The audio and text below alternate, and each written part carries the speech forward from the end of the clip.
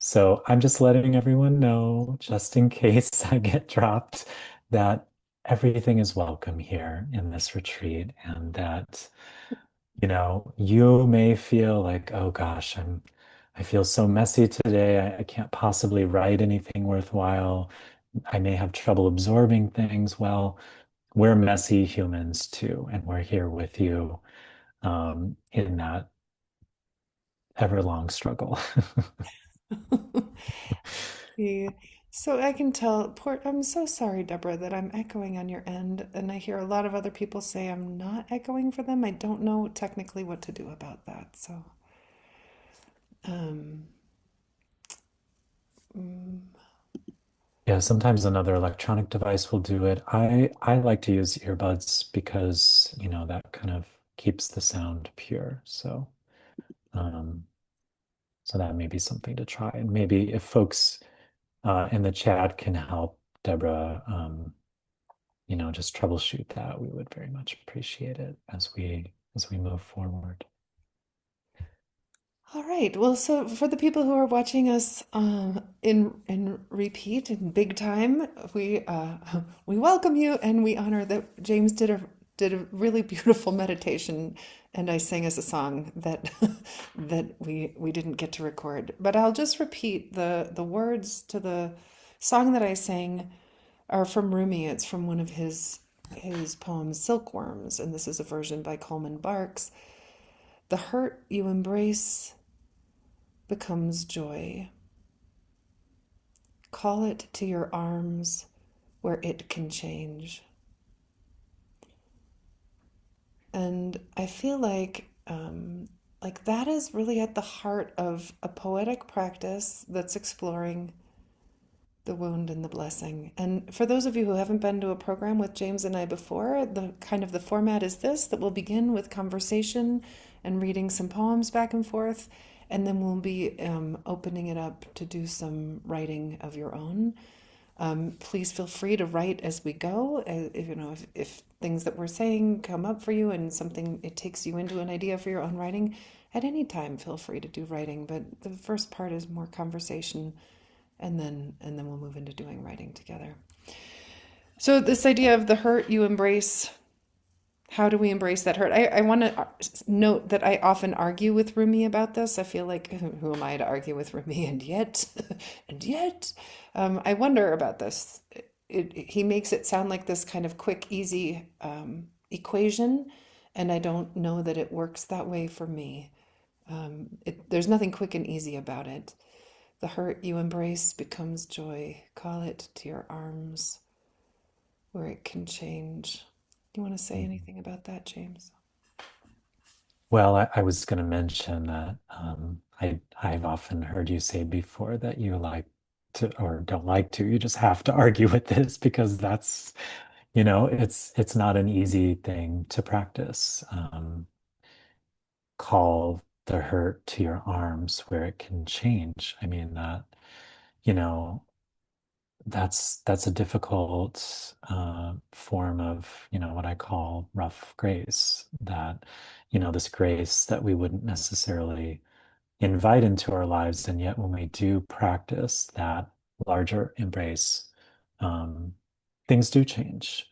I don't know if the hurt always changes into joy. Sometimes it changes into relief. Sometimes it changes into less hurt, which maybe could be a joyful thing, honestly. Um, but I'm also thinking that he says, call it to your arms. Well, that also doesn't mean it will always come, or that we always want it in our arms. And yet when we at least beckon it, when we make the call, then we can feel that we are showing up fully in our lives. And for those of us who write, I think a form of this is calling it to the page if it wants to show up, or at least making an open enough, clear enough space where whatever wants to show up can show up, Yeah. whether it comes as just hurt or just joy. Or if it's, as is most often the case for a lot of us, if we're truly honest, I think it becomes more braided. Hmm. Hmm. Yeah. Yeah, I love this term of yours, that this idea of rough grace. It reminds me of stubborn praise, which is another one of our The favorite. term, And it yeah, has this idea that it has that braided quality to it.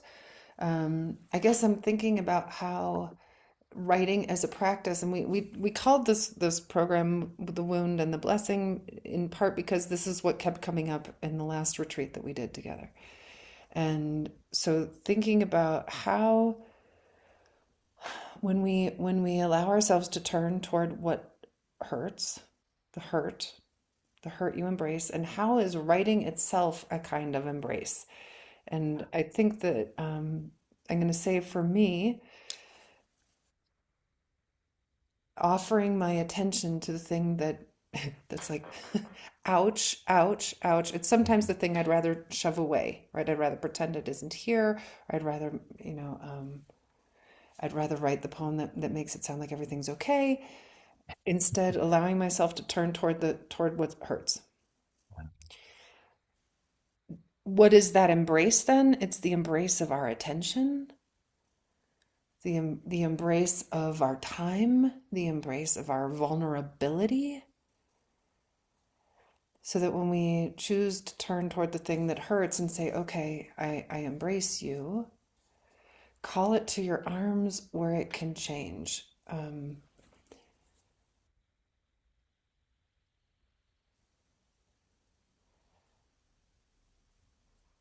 I'm gonna read a poem that I think explores this, and it's a poem called "What If Instead of Grief," and it's a poem that's thinking about turning toward the thing that hurts and then letting myself re-see it. So I take it back. I'm gonna read one called "The Invitation" because I feel like this is a little bit clearer. Um, and it's a poem that I wrote months after it actually happened, but it's talking about the night after my son Finn died.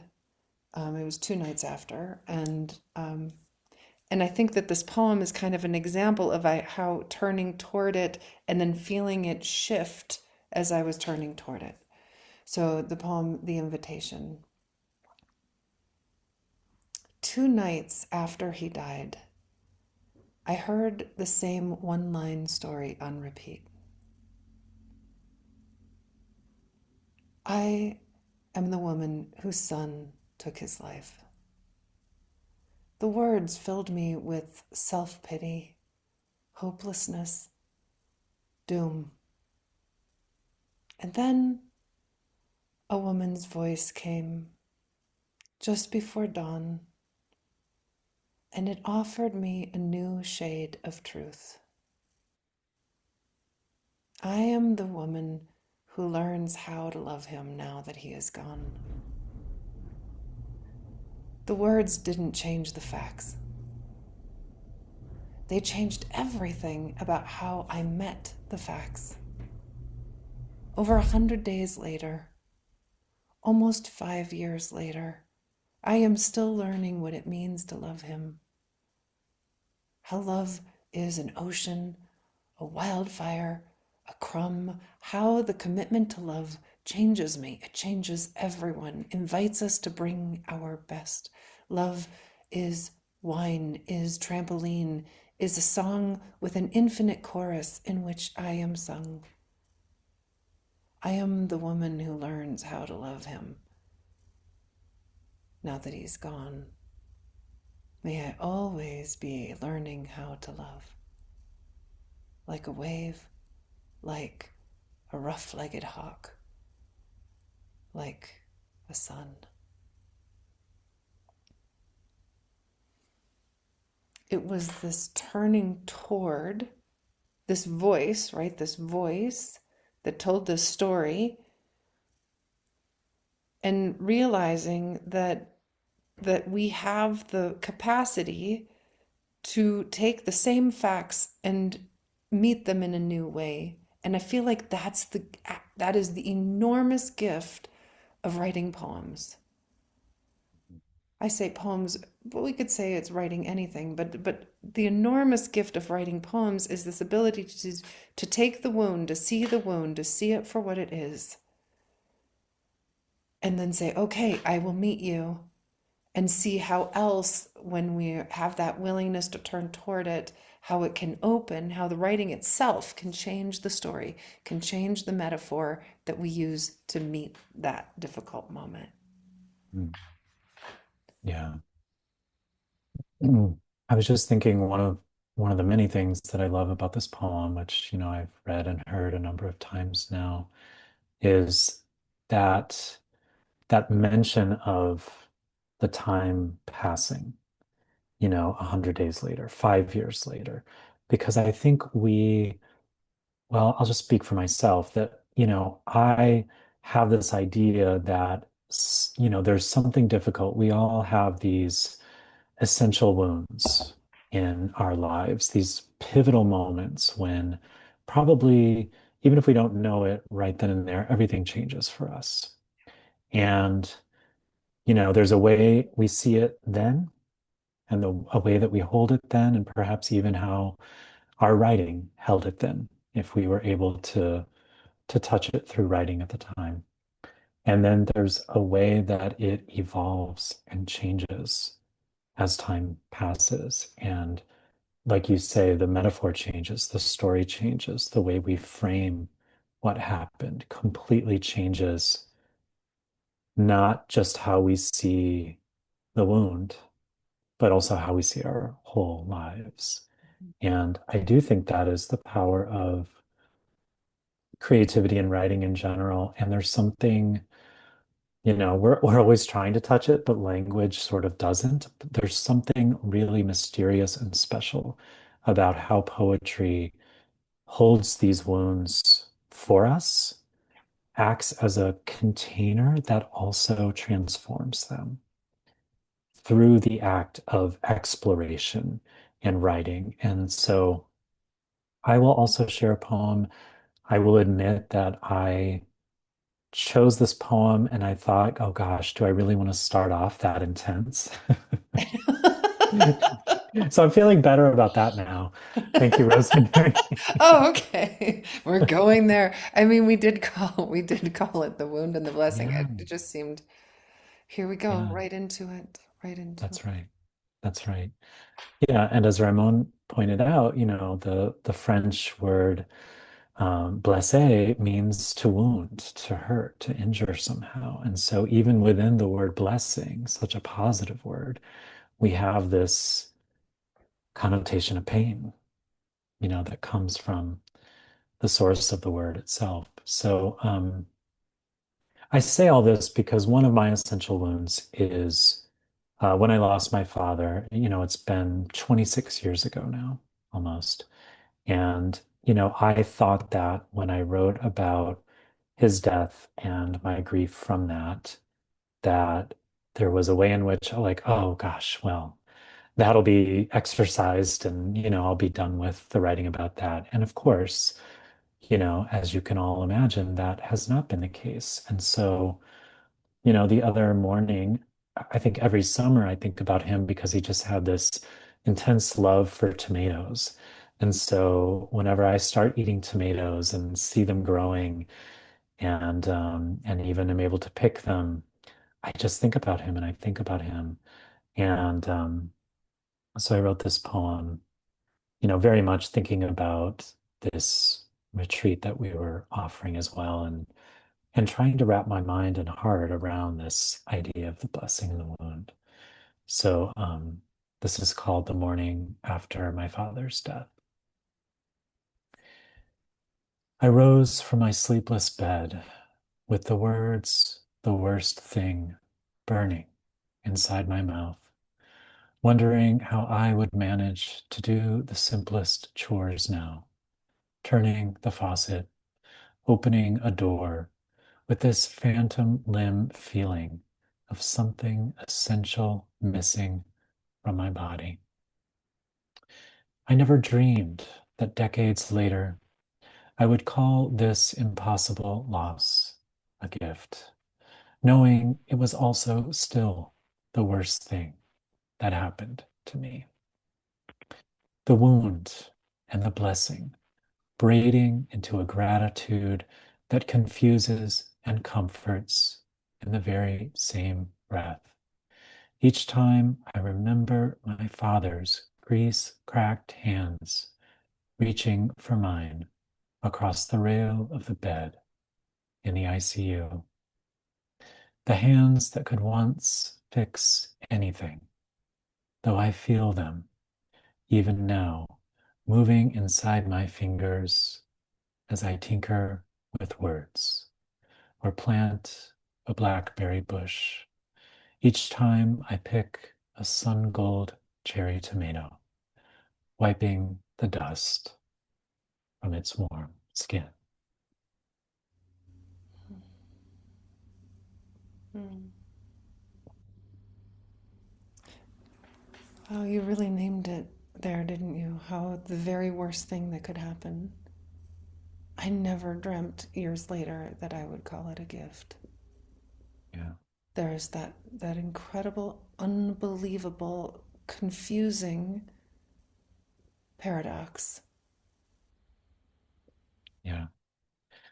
Yeah, and I don't think I've ever named it that way because I think I was afraid of saying that. You know, no one wants to say the loss of someone, wow, what a gift. But honestly, it was the rough gift that taught me how to be alive, that taught me the value of my own life and treating each moment as the fleeting thing that it is here on earth. And, I remember a couple of years after losing my father, even arguing with a friend, saying something like, well, I actually feel really blessed from having gone through this experience, not by his death, of course, but by the whole experience of it. And she was saying, no, you're not blessed. You're not. Oh, And I said, oh, yes. Oh, yes, I am. So I had to really stand in that truth. And I think it's taken me this long to really name it. And it feels important. And I think you've been such an inspiration to me, Rosemary. I don't think I would have been able to say, call that impossible loss a gift and still know it was also the worst thing that ever happened, yeah. right? Like that, those things are just coexisting. There's no separation between the two, blessing and the wound, you know? No, no separation. To not try to make it nice. To know that it is every bit as awful as it is, and to have the open hands to receive, you know, his presence when you pull the cherry from the tree, right? His hands when you plant the blackberry bush, right? The what a disservice we give the world when we don't see the blessing. How and it is confusing, and I don't blame you for being like, I don't know, the almost fear of being able to say that. How interesting that it couldn't even be received, that someone would argue with you. No, no, it's not a blessing. And I guess I'm curious, James, when you were writing that poem, in what way does writing the poem, I'm going back to that Rumi quote, the hurt you embrace becomes joy. In what way did writing the poem help you to, or did it help you to access that almost impossible to understand braiding? Well, it's a bit like an onion. There are just so many layers, I think, to it at this point, to the loss and the grief around it, and 26 years of being with it, running away from it for the first probably, let's say, 5 years, drinking, drugs, whatever I could to get away from it because I didn't want to face the pain or myself as I was changed by it. So, I think in the years since then, I've had to go back and almost um, usher myself back into that pain and that grief. So I think that's part of what continually writing about these moments of pain does for me. Also, there was that moment, and I still remember this so vividly, being in the bathroom of my parents' home, the old radiator heater being on because it was winter, and just having that phantom limb feeling like there was something missing. There's something like, how can I still be moving? How can everything still be working when this has happened? And I know you know that feeling. Um, but I've never written about it. I've never put it in a poem because how do you put that into words? Well, you just struggle to touch it. That phantom limb feeling, what else, how else can I describe it? And and so that I feel more complete because I was able to circle back to a moment almost 26 years ago and excavate something that felt so true and so authentic in that moment. And then, as many of the folks who are with us know, a couple of years ago, about 4 years ago now, I lost my mother, both grandmothers, a really big chunk of my core family. And so touching this grief again and being completely authentic and honest about it more than I have ever been, maybe allows me, I mean, it's not easy, it's not pleasant, but allows me a doorway more deeply into these other griefs as well. Mhm. And I think the other side of that is, or no, I don't want to say the other side because they're not opposites, but woven with that is the ability to enter the joy and the delight of having been with them and the deeper love. I mean, that's what I hear in that poem is how the connection is reef infused, right? In the willingness to look and meet that phantom limb, you almost bring it back embodied in yourself as you move through the day with your own hands doing these things, his hands that could fix everything, and now finding his hands in your own hands as you're touching the world, so that the hurt you embrace becomes connection, right? Mhm. In this way, you were the writing itself allowed for this communion with him after he's gone, Yeah. because you touched the pain of it. Yes. Is that true? Yes. Oh, yes. Yeah. I mean, I think we don't ever want our loved ones to die. And when they do, um, we we don't want to feel that separation that I think logically we think we're going to feel, but actually mystically does not happen. We might feel a certain disconnection or separation physically and feel far away from them, but I think that when we go into these braided feelings, these moments that are really confusing and really defy language and description. Like my friend could not receive what I was talking about. She had no idea. And that's fine. She was probably not the right person to talk to about it. Um, but I think when we do this for ourselves and, writing is probably um, a forgiving way of doing it because we can do it silently on the page. We can, do it gently, approach it, back up, approach it again. So it does allow for that communion. And I really love how you turned Rumi's phrase into a sentence stem. So the hurt you embrace becomes, well, fill in the blank, it becomes so much connection, joy sometimes, devastation first, maybe, Yeah. you know. Right. Okay, and now that points to the hurt you embrace becomes devastation, which points to something that Donna wrote in the chat bar. Can you say anything about the time when we might believe in the braidedness of the blessing in the wound, but we're not feeling it? That and that's I'm so glad you brought this in, Donna, and I feel like this is maybe the gift of writing, right? This is the embrace. Um, if you've ever been in a class with me before, you know that I value telling the truth above all, right? Not if it doesn't feel true, for heaven's sakes, don't write it. I think that's different than writing something aspirationally. I wonder, just you can, I think, like we called our program Renegade Joy, uh, or regenerating joy. There we Yeah. go. I like Just an Renegade Joy too. aspirational thing to do. Renegade might have been also true.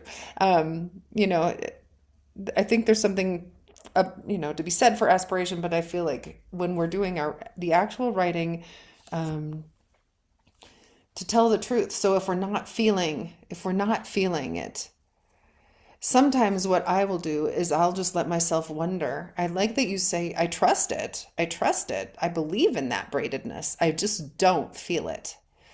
I know that one thing that I'll do is I will write to myself and I'll say, is it possible? Is it possible that? And not answering that question. We don't need to answer. A poem never needs to answer a question ever. In fact, most of my favorite poems don't. Most of my Yeah. favorite poems stay in the uncertainty. Is it possible that there's a gift for me? Is it possible that there is something beautiful that comes from this ache? Is it possible? Because I Mhm. don't feel it. But Yeah. just opening that little, is it possible? Or even just the invitation to the self of, can you be, are you open to it? Are you, can I be willing to receive it? Is there a willingness in me? And just that, I often think not the what, but the how. And how is it that there's maybe some preparation that I'm doing, even now, in that wondering that is itself like that, the pre opening to the opening. Before we can Mm. open, there's just even the idea that opening is possible. Mhm. Or the example of other people who have opened. And that would help too. That also helps. Yeah. I love the question, is it possible? Because I just think possibility is, it opens up a gap, it opens up space, and it is where so much can happen, even if the reality is not there. I mean, look at these times we're living in. Is it possible that we could have this? Is it possible that we could have that? More affordable health care, less war and violence in the world. Just asking that question makes it feel possible because we can envision it. Um, we are allowing ourselves to imagine it. And I think, I believe in poems that trust in that possibility, that ask unanswerable questions. And I believe in poems that say, you know what, I know that grief and gratitude can come braided in a moment, but right now there is not an ounce of me that feels that's true. Just really being brutally honest with ourselves and allowing allowing ourselves to be messy humans because we are messy humans. And so, I heard someone talking about how she loves beauty, she loves joy, and can we please have more poems that are not afraid to be a little ugly and a little messy sometimes too, in the best ways of just honoring our own human spectrum. Mhm. I just yesterday I was working. I have a student um, who ended up writing a series of poems for her mother after her mother died that were honoring her mother in a very difficult situation. And and then we read them all. We read them all. There were 48 of them, and we read Oh my, all 48 of them out loud. wow. And then I asked her, "What would you say to your, slightly younger self at the onset of this project? What would you say to her about what you know now about this is what's going to happen, in this writing? And you're going, this, how would you encourage her or what would you tell her? And she said, I would tell her that the writing will save her. And I think that's the heart of this, right? I feel like that's the heart of this entire what we're talking about right now, the blessing and the wound. And what is the role of writing in it? And how is it that the writing saves us? It doesn't change the facts ever. But there, as much as I want to argue with Rumi about it, I don't think it's so easy. But over a long period of time, over writing 48 poems, after letting herself see what was here and being wrestled by what was difficult again and again and again, at the other side of this, she says, "Oh, the poems saved me." They gave her a, her mom had said to her, "Get a hobby." They gave her the hobby, right? They gave her the interest, the something to do, the way to meet it, the lens through which to see the world that made the world actually bigger. And I think that's, this is a little bit of what we were talking about in our last series, what is here, what else is here? And that again, that question of what else is here and how we can apply that so that when we're meeting the wound and we say, this is what's here, ouch, and what else is here? And what else is here? And I think it's that and what else is here question that allows us into the blessing. Um, yeah. Well, I was going to say, get a hobby. Gosh, poetry is kind of a relentless hobby to adopt if we're all being honest. But I was thinking, the reason it is relentless, if you're wanting to, let's say, show up fully for it, is that that question can almost always be asked, and it can be asked over time. What else is here? What else is here? What else is here? And I think that is the question that I've been asking. If I look back at all the many, many poems that I've written about my father and life together and, losing him and essays too, that it's this form of excavation of, what was there was, the loss and the devastation of, losing the fulcrum of our family, that he was the center. And then what has blossomed from that is just all these memories that have arrived and all of these moments when I realized that he and his influence are still working through me, even though, he could barely spell, he could really barely write. Like this would not be the way that he expressed himself, but it's still showing up through me. So I love that. The other thing I was going to say, and this goes to your student and just I think the practice of poetry in general, but um, I was reading something, maybe it was in a Mark Nepo book recently, where he was talking about how, there's a phrase attributed to Jesus, something like, be ye perfect. And if you look at the original Aramaic, the word perfect is a mistranslation of all embracing.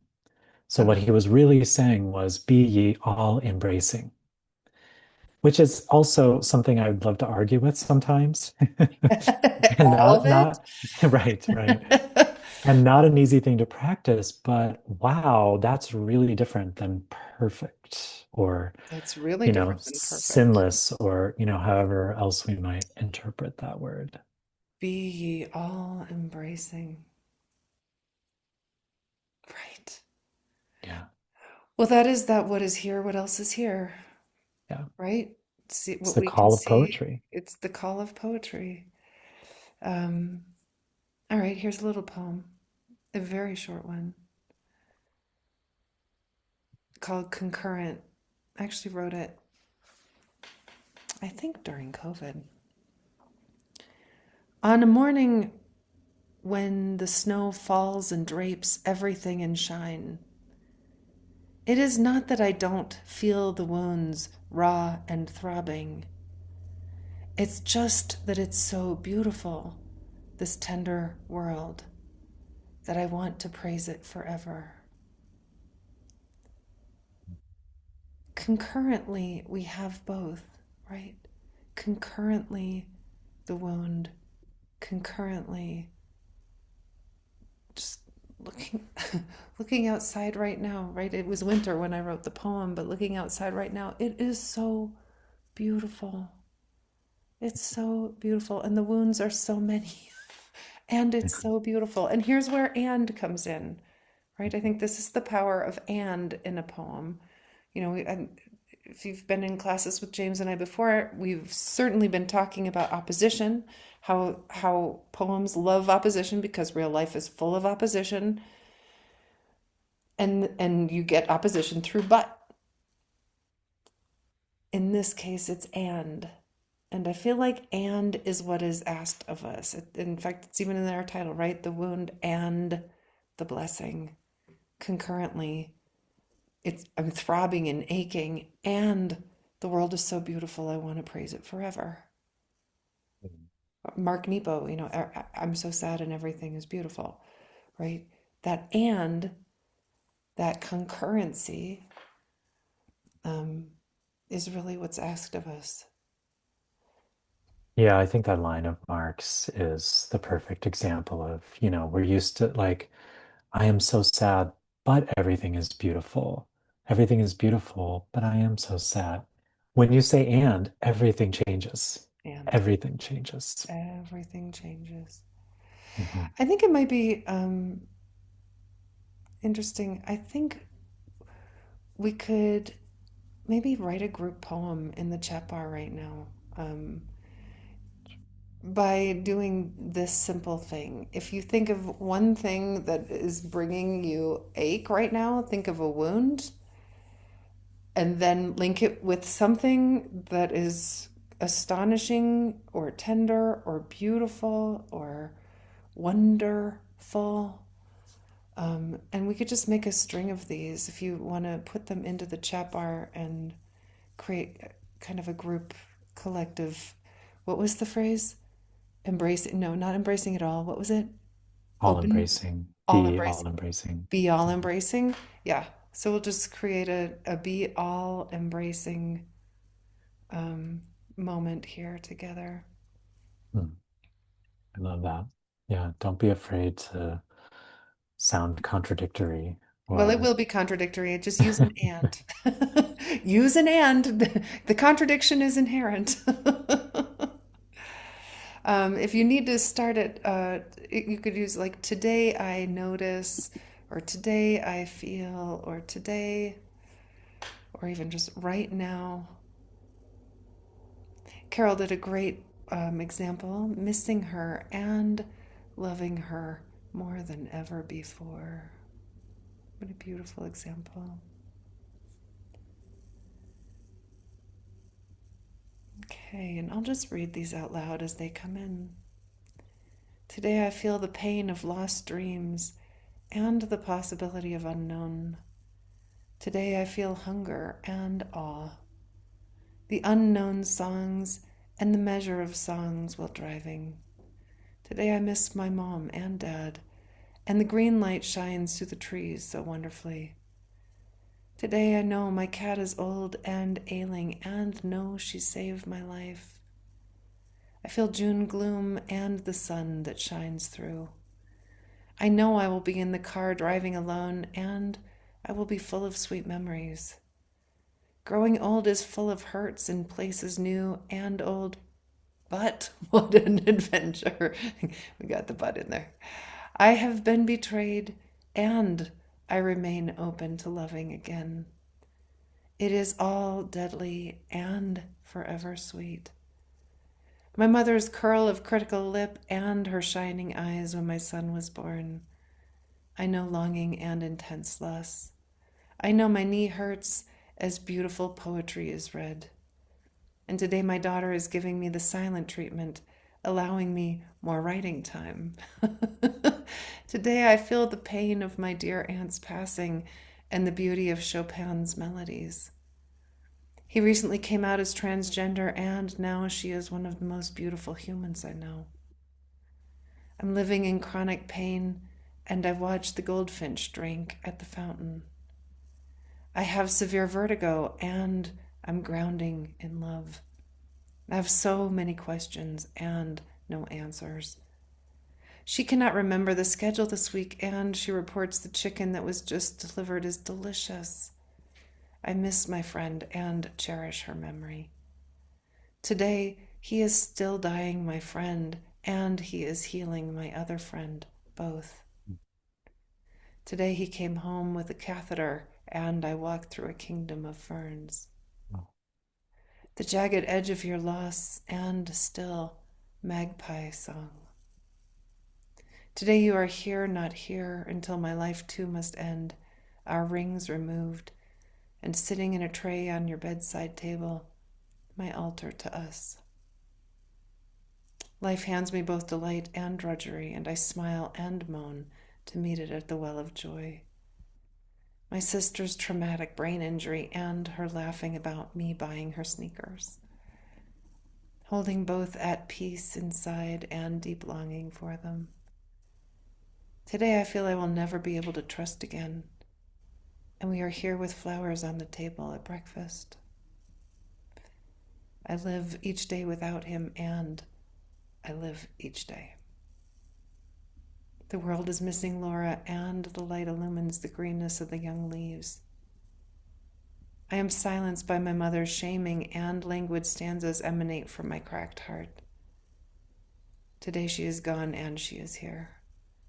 Father's Day opens the deep wound of my childhood's absence and malice, and yet, in the circles of men with whom I share my healing journey, I find I now have many fathers.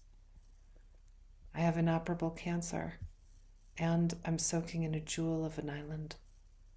I feel the tension of fear and the love of togetherness with creating, the two sides of the coin and one side of reality. I live in the place between terror and joy in my gender, the children who never arrived, and the words that take their places in me. wow. Wow. Mm, There it is, the incredible power of and mm, the wound and the blessing. I'm going to point out, by the way I phrased it was to put the wound first. And mhm, it mattered, didn't it? If we had started with the blessing and then went to the wound, reading that would have felt very different. mm, So it matters in a way how how we phrase it. Just mm. that little piece, noticing where you land Yeah. in a poem, or even in just a phrasing like this, where you land makes a difference. Mm, yeah. Well, and I think beginning with the wound also creates the expectation, especially when you say and, that there's going to be an additional wound or there's going to be some suffering added to that piece of it. But that it makes it the contradiction feel so much more powerful. And I noticed that in me and my body as you were reading these pieces. Um, Very Right, wonderful, right. everyone. It helped it just. Wait, that can happen too? Yeah, yeah. Amy Mm, writes in the chat bar, I was raised to look only at the good, and as a result, we weren't allowed to acknowledge our wounds, which is another kind of wounding, ironically, right? The wounding that happens when we're not allowed to feel what we feel. mm, Yeah. that's right. Absolutely. Well, I'll read a little poem. Um, it's so hard to choose what to share with all of you. But based on that last comment from Amy, I think I'll read this one. This is from my book, Turning Toward Grief, and it's just called Wound. Sometimes a wound must stay a wound.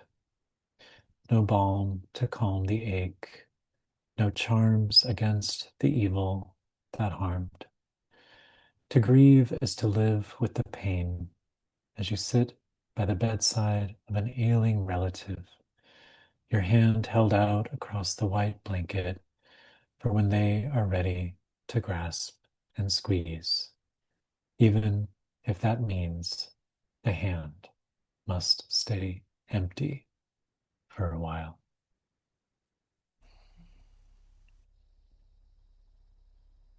Sometimes a wound must stay a wound. Yeah. And I think as I was putting together a whole book of poems about grief, feeling very conscious of that, having some of those same worries of like, oh gosh, I don't want this to be too intense. I don't want this to be too hard, even though it was probably the hardest book I've ever done. Um, I was just conscious of this being one of the mistakes I think we make in our culture, that we think we need to have a wound, heal it, move on.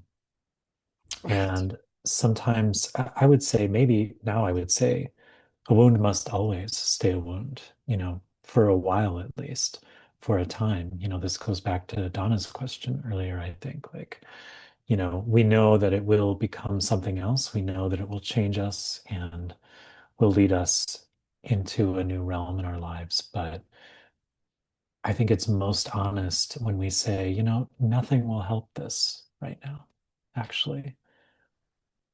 So, the poem that helped me the most after my son died was this one from Gregory Orr. This phrase,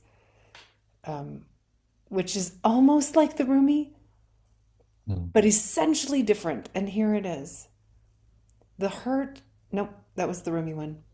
Not to make loss beautiful, but to make loss the place where beauty starts, where the heart understands for the first time the nature of its journey. And I feel like that's what you're saying. Some wounds must remain a wound, right? mhm, Not to make loss beautiful. It's to resist that urge toward I'm going to make I'm going to heal it and it's going to be better and I'm going to move on. mhm. Nope. Yeah, Not to make it beautiful, but to make it the place where beauty starts. And that feels so honest to me. That feels so possible to me. yeah, The wound, will the wound ever be beautiful? I mm, kind of think no. yeah, I think no. Is it a place where beauty can begin, where beauty can start, where compassion can start, where connection can grow? I think yes. mhm, And so, this is how the heart understands for the first time the nature of its journey, that we are wounded and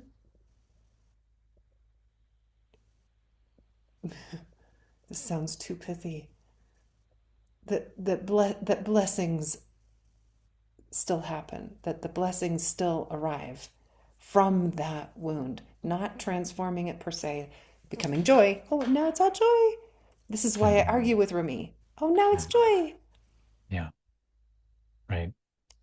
Yeah, and I think with that poem that I just shared, there's a way in which I think I was also trying to touch on being with someone else who's ill or dying or in their own woundedness. You may be wanting to help and hold out that hand, like, oh, I'm here for you. What can I do for you? And your hand may have to stay empty. You may have to sit in your own wound from that, your own helplessness, feeling like you can't do anything for the other person. So that and that too is its own kind of, forgive me for continuing to use this word, but rough blessing. It's not a pleasant feeling, but we're all going to be helpless at some point in our own lives or with those we love, and to just sit with that, to be in that place, I think To be is in that difficult just to place. honor that. All right, and then I'm going to just say the blessing that comes from authenticity, right? The Mm, blessing that comes with someone saying, yes, this is hard, and I will be with you in this hard moment. Instead of trying to make it nice or good or easy or yeah. better, the Yep. blessing that comes from someone saying, I will meet you here, Yep. which I think is what a poem will always do for us. I Mhm. feel like a blank page will always say, I will meet you here. I will meet you here. I will meet you here in this hard place. Mhm. Or a poem we love, a poem that we turn to in times of difficulty or loss, even if it had zero resonance to us before, somehow becomes the poem that we most needed to receive in that particular moment. I know that you've heard from other people about your own poems being that for them in their moments. It's just a mystery how that happens, I think. Yeah, Yeah. I wonder, James, do you want to give us something we could write? I'm almost thinking we could just use your first line to do some writing. sure. Will you read the Absolutely. first line of that poem again? It was Absolutely. sometimes Yeah. Sometimes a wound must stay a wound. sometimes a wound must stay a wound. What if we just write with that for a while? Yeah, I think that's beautiful. Um, how long, sweet man? What do you think? Let's do about 15 minutes, Yeah, great. and then we'll come back at about 22 after. I'll give folks a 1 minute warning, and then we'll return. So I'll put that in the chat too. I will also put the poem in the chat just so you have it in front of you. But sometimes a wound must stay a wound is the invitation. But if you're feeling led to write from something else that has arisen or some other aspect of that poem, please go to that place. Follow your own instincts. Also saying, just based on that little one that we did together, there might be an and. Mm, So thinking about what is here, what else is here, that might be another place to go with that first, with that same sentence stem. Okay. absolutely. Yeah. All right. See you all in about 15 minutes.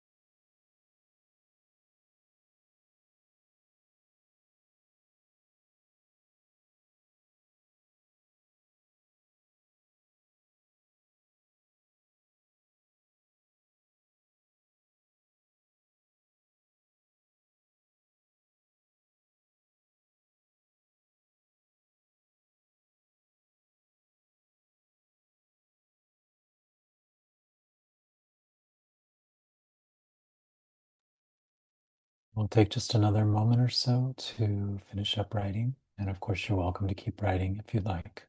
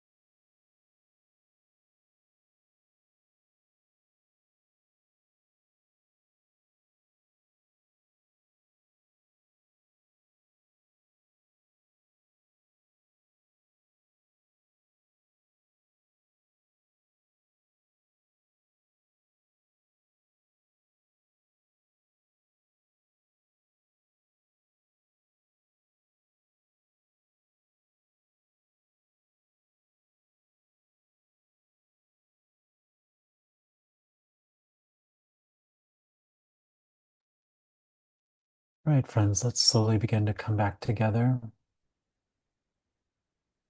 As I said, you're welcome to keep writing if you feel called to, of course. But let's come back together for those who are ready to regather.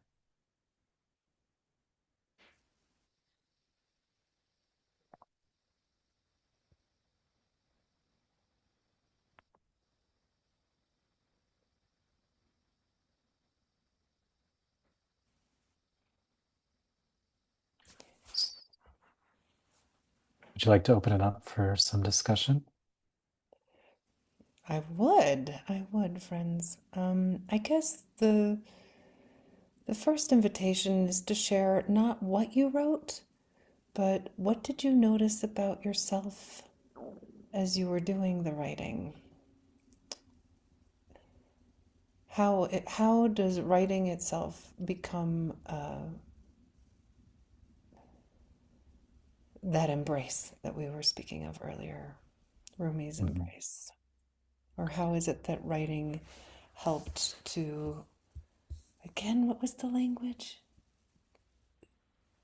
Be embraced by, no, All embracing. all embracing, all Mhm. embracing. We'll start with Carol and then Patty.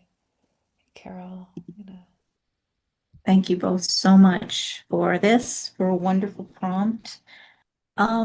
I noticed about myself that it was a great opening line. I used it in the middle. I noticed that even with the wound, even with the pain, that often when I write about it, it comes back to joy.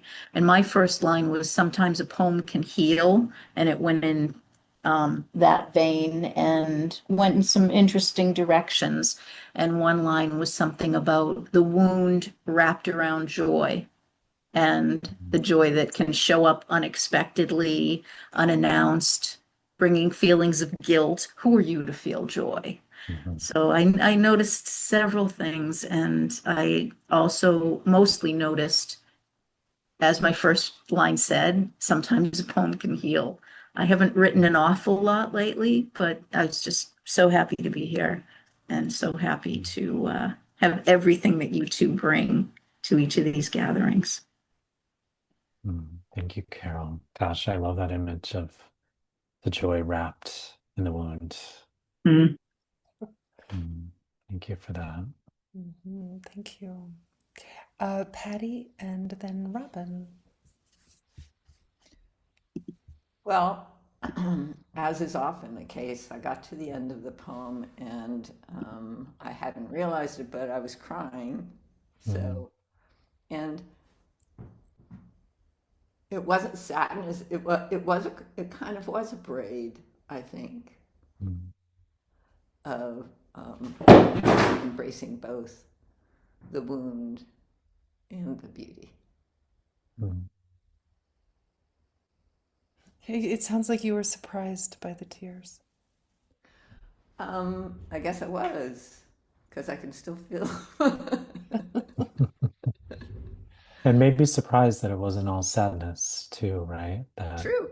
Yeah. yeah, that it was wrapped together with other things.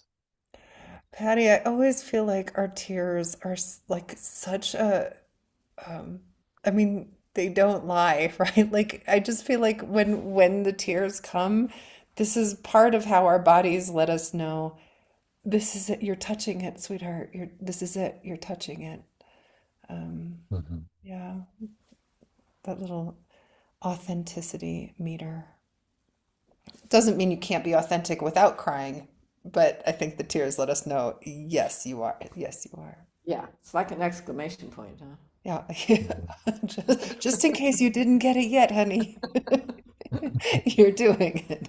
Yeah, Thank you thank both. you. Thank you, Hmm. Patty. Thanks, Patty. And we'll have Robin. Hi. Um, I it was such a relief to let the wound stay a wound. Like that was Mm, just allowing that to, I wrote it as my first line and then just really letting that be opened a portal for a poem to come through or words to come through, and then the poem slowly built. And I love how like the words just plunk down to me, like they come and then they land and so I wait for that. And I always like I tremble and I shake. And so that was, I guess that was when you said what was our experience, it was a very physical experience. And I get a tightness of my breath, not like I'm holding it, but something's coming through and I'm receiving it and it's changing. I could feel the change. That's that energy of the intensity of change or transformation. And I love entering, entering any way I can into that dialogue with poem, and just seeing what comes through. And mhm. it's never what I mean. How do you ever know? It's just an open question, You and don't then ever it's know. no, and that's so amazing, and it happens every single freaking time. Yeah. And what a gift. Yeah.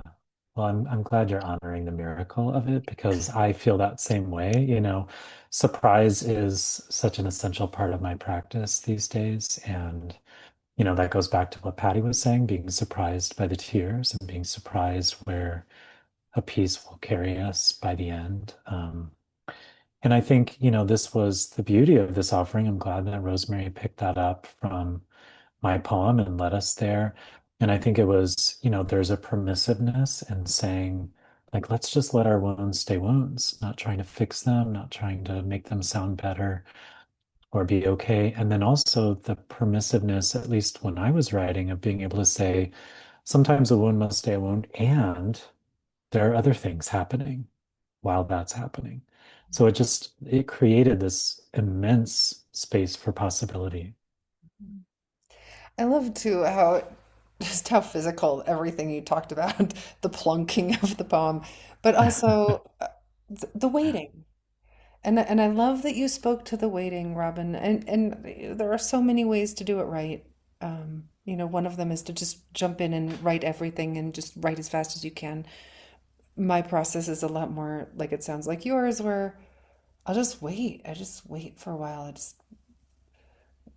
And that patience involves a certain amount of trust, so that when you say, and it happens every time.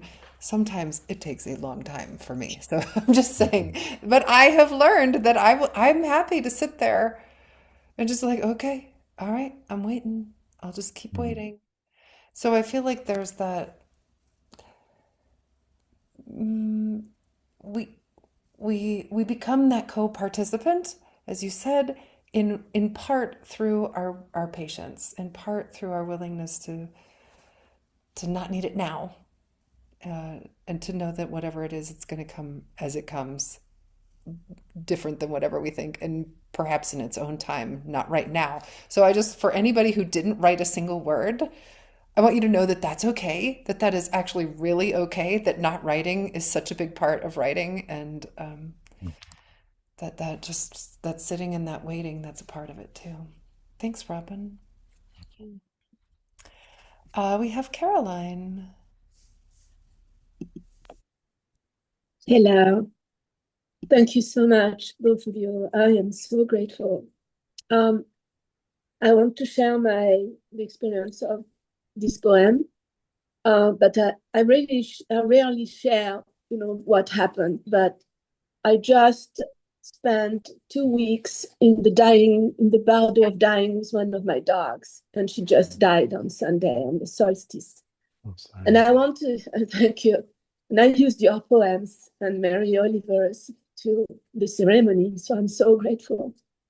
And I'm sharing that because while I was in the bardo of dying with her, I could not read, I could not write, I could not watch anything, I could not do anything but just be there. And that was something that never happened. So I remember Rosemerry, you talk about, after your son died, you could not write for 7 weeks, which is, a very sacred time. So today, it took the power of both of you together to support me to write the first poem after she died.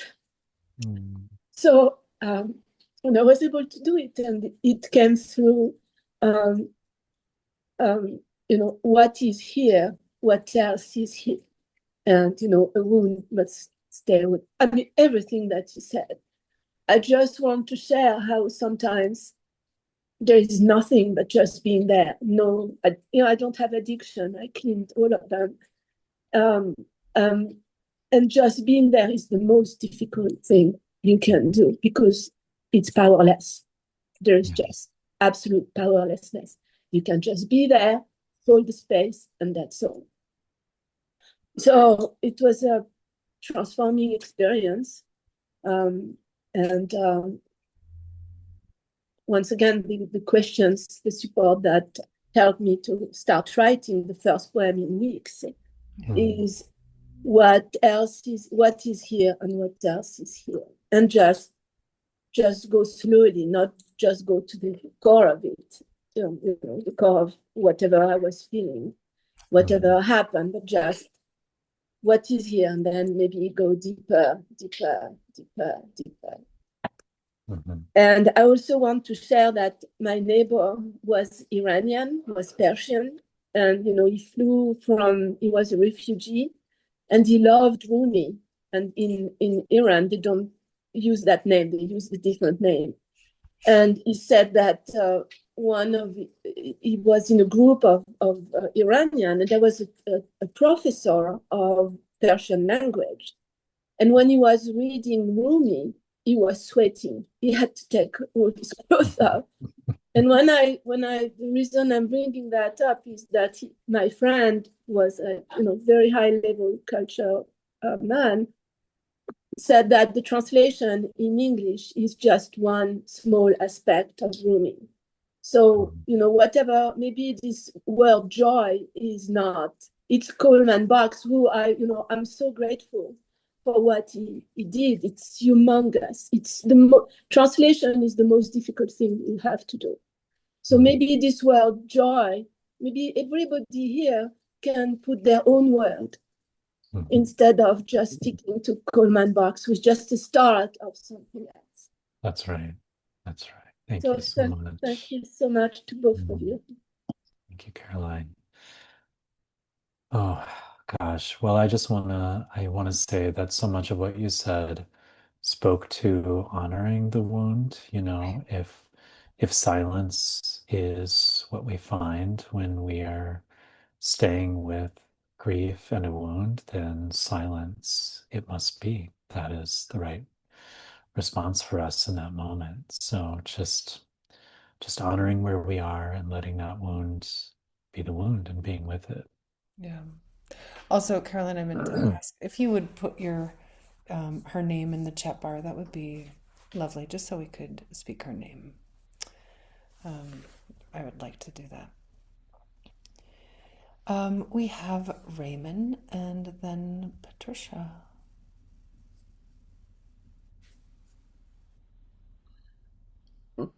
Unmute. Did You're I do there. that? We've got you. Am I here? Am I Yeah. You're unmuted? here. Yes. Isn't that what this workshop is all about? Unmuting, unmuting our hearts and our minds.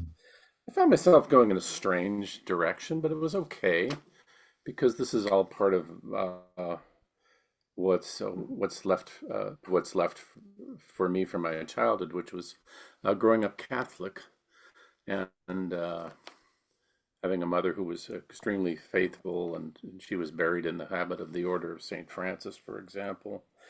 But what came up for me is all the imagery I grew up with of Christ on the cross and various uh, saints who were martyred in very graphic and bloody ways. And there was a lot of very graphic iconography out there, um, almost to and this is what I unfolded in there, all the sort of down memory lane, if you will, looking through that little cigar box full of Catholic memories um, about those images and what the woundedness, like for example, the doubting Thomas sees the risen Christ and the wounds are still there on Christ's body, the Right. hands, the feet, and the side pierced and so forth. So just thinking about all that imagery and what it might mean to somebody. Uh, what is it? Why do we have that for the faithful? And I came up with it's because there's trying to encourage us to bear our own crosses. At least that's how I understand. Mm. Even though I'm not a practicing Catholic anymore, uh, really in my life right now as an adult, uh, it seems to me that that was possibly the message of all that, especially even the most graphic representations of these things.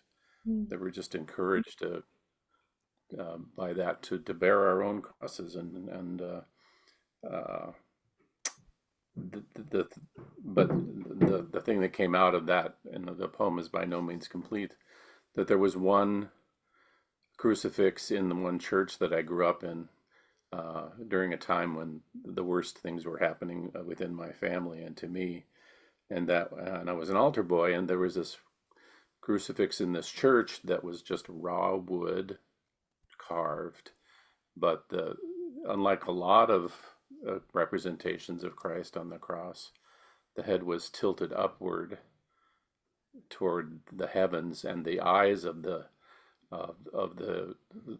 body on this crucifix were not eyes that looked in pain or mournful, but they were eyes that looked upward and hopeful. Mm. Mm.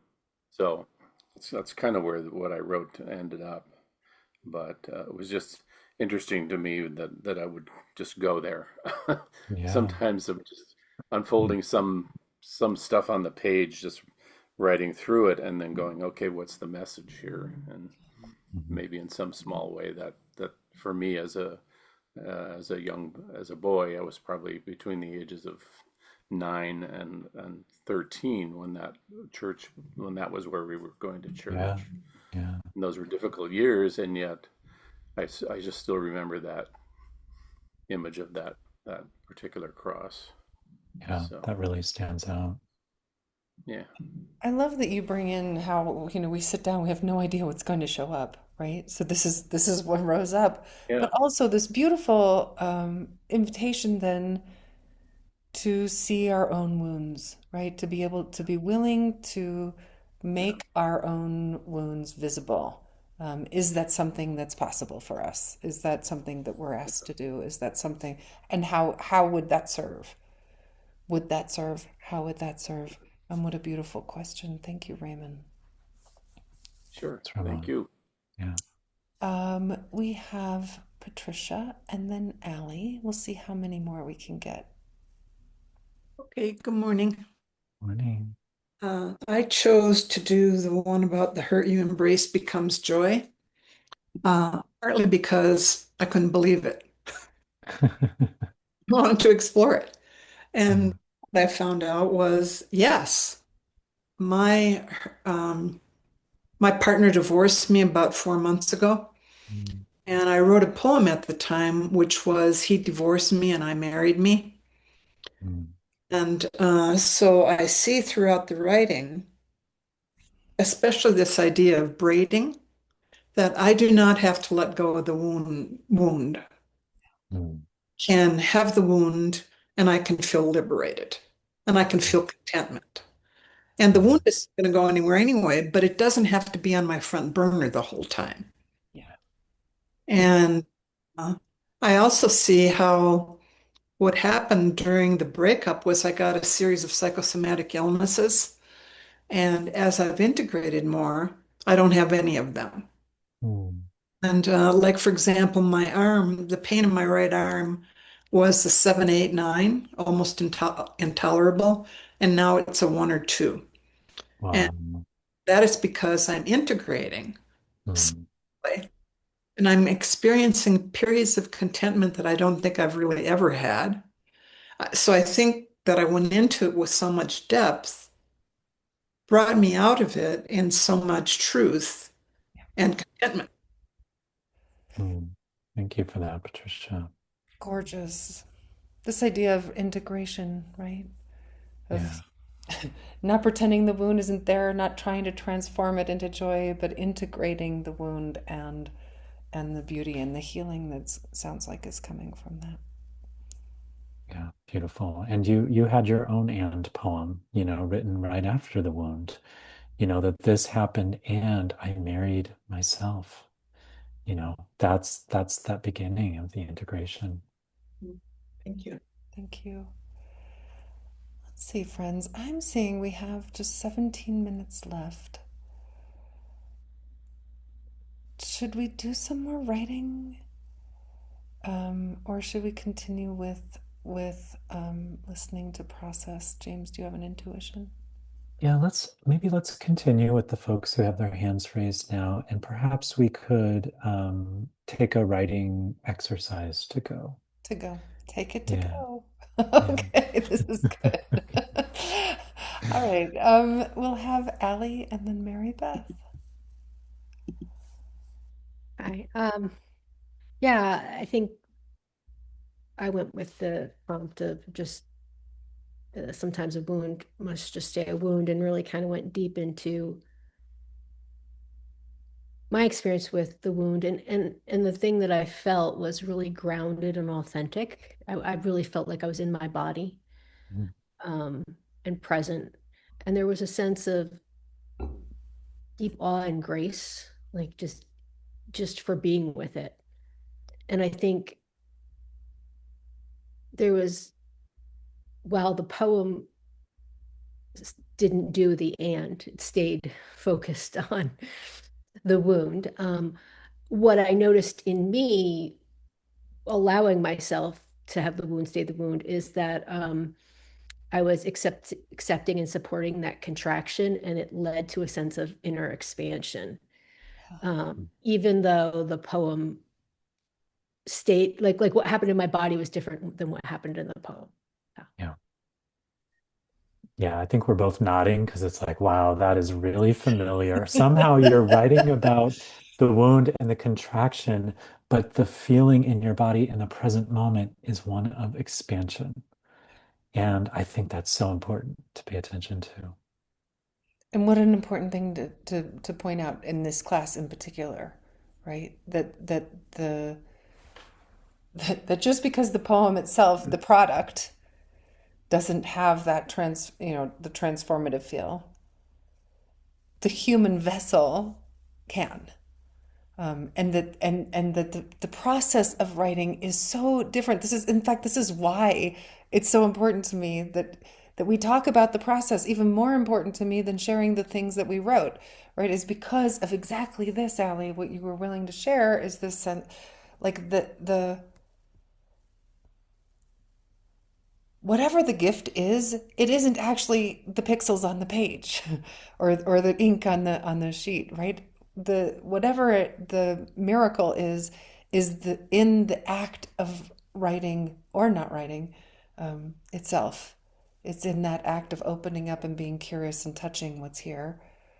Thank you, thank you, thank you for bringing that in. That was beautiful. Thank And you. I just want to say quickly, here's where the mystery also comes in, that you wrote this about a wound. I'm, just using your words about that contraction, and you felt that inner expansion. You felt a sort of lightness, it sounds like to me. The mystery is that when other folks read what you wrote or listen to what you wrote, my guess is they will feel both at the same time, that they'll be able to receive that description of the wound and they will feel that inner expansion for themselves too. I don't know how it happens, but it's just this mysterious way that poems have of absorbing whatever we're bringing and whatever is actually coming out of the act of creation. I think Rosemary is absolutely right that that is where the gift is. That, I'm doing this motion because it's like a fountain. It just rises up from that.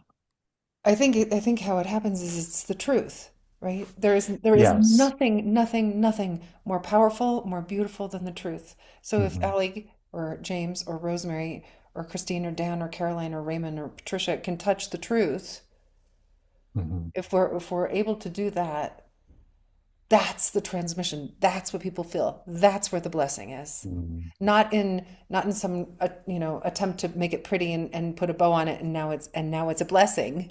No. The real blessing comes from touching the truth. And that's where the poem helps us, is by bringing that curiosity, that wonderment, that I don't know what's here, that patience for the plunk. I mean, whatever language we want to use for it. And Hmm. that's, I think it is. It's touching the truth is what has that effect on us. That's why. Hmm. Yeah. Yeah, and the opening that comes of touching the truth and refusing to, like you said, make it beautiful, but also refusing to make it purely shocking or terrible, because we're not just playing with two ends of the spectrum here, that we are so often in that braided state.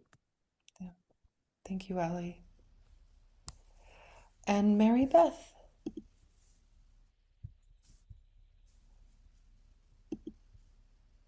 Thank you. This has been really good. Um, I took the prompt just as it was as my first line. And for me, what I found I was reflecting on in this poem was maybe the woundedness in my family. Not that there's not healing there, but and it was kind of, there was almost a muted old rose quality to it. Uh, That means something to me. It might mean nothing to you guys. But, in other words, there's been healing there. But, it's anyway, this is about, I was particularly honing in on the pain of my brother. Mm. And I think it's because of Father's Day. And so this poem, uh, I realize now when I finish it that I sort of use the technique of memory, looking. I didn't expect to do this, by the way, but the reason this happened was in terms of being open to what you all say about let it take you wherever it goes. I've been kind of thinking about my brother and thinking about this healing uh, and healing in our family on and off. I mean, he died 7 years ago this time. My dad died 17 years ago around this time. I wanted so bad for him and my father to experience healing. When my brother died, I thought, you know, you too will now experience healing. I don't know if they did or not. I believe they will, but it may take a long, long time. I don't know. So that's a freeing in me. this poem was a wonderful experience for me to kind of reflect on my dad, my brother, my mother, their woundedness, how that comes down through family lines. I I just really like the experience. So thank you. Thank you, Mary Beth, for sharing all that. Yeah, it Mm, was good. Just, yes, just touching somehow how one wound touches another wound, how the size of that cloth is, as Naomi Shihab and I would say, just Yeah, how and we, you we see how interconnected it all is, this. and they say it takes three generations for trauma to work through. So mm, I sometimes think, what happened to my grandfather yeah, that my father had the life he had, and what happened to what happened to my great grandfather? Yeah, yeah, But it comes out in memory.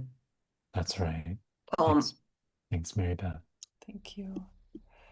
We have Christine and then Dan. That'll be all, and then we'll offer a poem, a poem to go. Oh, I lost you, Christine. Where did she go? Oh, am I still here? Yeah, Yeah, there you there are. you are. Can I you hear found me? you. I found Hi. you. I went with the sometimes a wound must stay a wound. And I wanted to sit with that because my initial reaction to that was like, that's bullshit. Like, no. And so it really helped me like dive into this very much overriding helper healer part of Mm, me um, that really can't or doesn't like to sit with wound mm, and sort of be a bystander. yeah. So um, that's that ended up being my process of really just like feeling into not the bystander, which ultimately is what I need to do, but into the resistance to it. Um,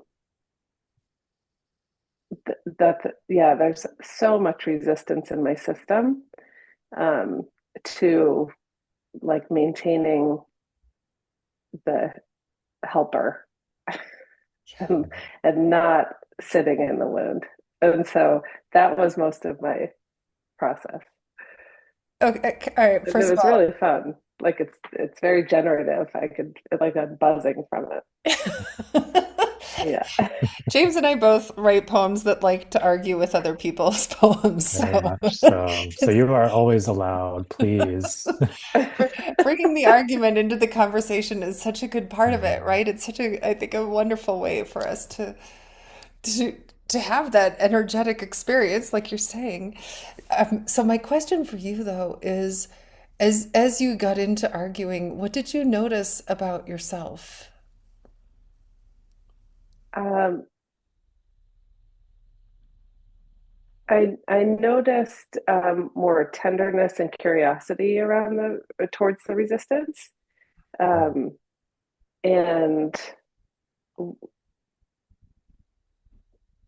which also I started to use the metaphor of an actual like physical wound and stitching it, and then somehow times how they dehiss and the wound actually can heal itself by secondary intention, and how and I had this sense in really visualizing that whole process and thinking about it of like the relief that actually comes from undoing the stitches and letting the tissue do what it needs to do. And mm, so I guess I was able to feel into that, which feels um, like the beauty of sitting in the wound, right? Like um, I was able to feel that in a way that I haven't before. That's so mm, gloriously meta, right? Like that you were able to feel the tenderness around the resistance. Mm-hmm. When talking about, can I sit with a wound? That's really, yeah. that's so beautiful. And I just also love bringing it in. James and I had at our retreat last week, we had a woman who brought in a poem that began, I resist. I can't do this. I didn't ask for this. And just bringing, just the honest, again, here we come with the touching the truth. Can we touch the truth?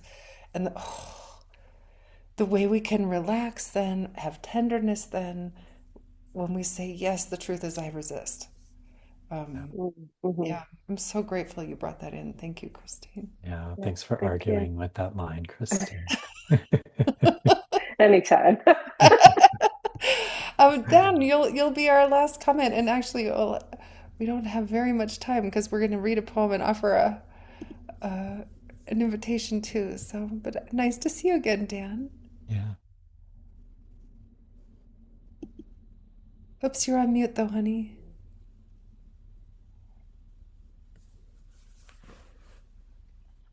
There you Yeah. are. Oh, Dan, I think your sound is not coming through. Oh, our computers are not communicating very well. Sorry about that, Dan. Um, Do you want to try one more time? Go ahead and unmute. sure. Yeah, I think there's too much feedback. I'm sorry about that, Dan. Maybe put your comment in the chat bar, please. That would be nice. Yeah, if you would just put the comment in the chat bar, and then we'll share the homework for next time. Yeah, I'm And gonna go then ahead and mute you, Dan, just because whatever is happening is not working. Maybe we'll try and yeah, troubleshoot that with you, but that's not going to work. Go ahead and put it in the chat bar if you can. yeah, yeah. All And right. then we will send out the homework for anyone who is not here. But Rosemary, take it away. I'm sorry you don't have as much time. Let's see. Well, I'll read a poem and offer a simple uh, writing response. And then maybe we'll close by, we'll sing the Gregory Orr song instead of the Rumi. We'll bring that in. So this poem is called Today's Headline. And here it is. And then one day, while I read the news aloud to my husband and felt the widening hole in my heart, he raised his quiet hand to me. I followed his gaze out the window to see in the yard a small fluffy thing with black and white eye spots on its head, a northern pygmy owl beside our door. Stout body slightly smaller than my fist. It turned its neck a full half circle to look at me with bright yellow eyes. In an instant, I shifted from disgust with the world to awe. Awe for this fierce, bespeckled miracle, this wonder of feather, beak, and claw, this small being in the grass looking back at me as if to say, here is also the news. How surprising the world can be. How quickly, when I let it, amazement overwrites my fear and makes of the hole in my heart a home.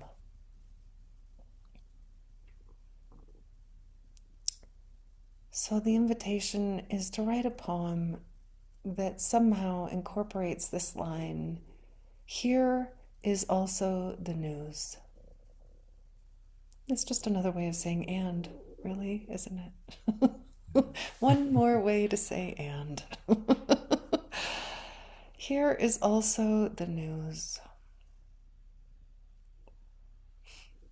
Or also, you could think of how do you make of the hole in your heart a home? Anything you want to say, James, before we go out with a song? The name of the poem is Today's Headline, and we'll go ahead and send all of the poems that we used today. We'll send That's them right. to you. Yeah. Absolutely. I just want to thank you all for showing up, for offering what you did, for writing with us, being with us, and co-creating this space. It's a really beautiful day. Thanks, James. All right, so the Gregory Orr poem that I talked about earlier, here it is. And if you would like to, would you send the lines we wrote in the chat? Yes, we can send you also the Yeah. text. You bet. You bet. Yeah. So here comes the Gregory Orr poem, and I'm going to sing it in parts. So you'll have time to sing it back if you wish, but otherwise you don't have to sing. You can just receive, just receive.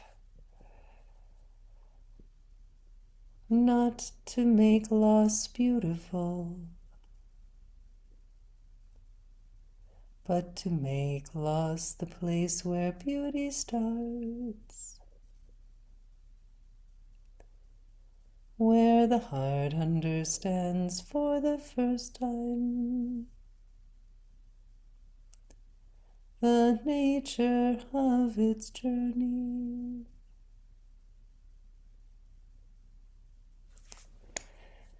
Thank you, friends, and we'll see you next week. We'll send all the poems, all those writing invitations, we'll send those out to you. And the video, what Yeah. what video we have without It's most of it. most of it, just missing the opening meditation. Mm. Thank you. Well, thank you all so much. Have a beautiful week, or just have the week that you're going to have. And we look forward to spending time with you next Have week. the week you're going to have. That's exactly the week you're going to have. It is. It's all you can do. Take care, everyone. Sending love to you all. Bye. Thank you. Bye. Thank you. Thanks, everyone. Thank you. You go well.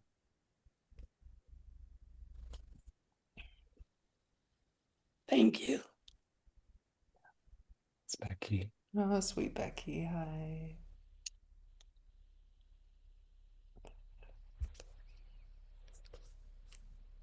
Thank you all so much. Take good care.